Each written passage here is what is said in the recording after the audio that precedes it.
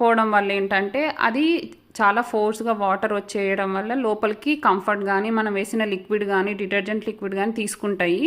అంత required force తోటి రాకపోవడం వల్ల ఆ కంఫర్ట్ తీసుకోదన్నమాట, మెషిన్లోకి వెళ్ళదు. అది వెళ్ళాల్సిన టైంలో వెళ్ళకుండా ఎప్పుడో వెళ్ళడం, అంటే ఈ వాషింగ్ వేసినప్పుడు కాకుండా ఇంకెప్పుడు వాషింగ్ వేసినప్పుడు, లేదంటే అక్కడే ఉండిపోయి ఆ కంఫర్ట్ అంతా స్టిక్కీగా అయిపోతుంది ఆ సాకెట్లో.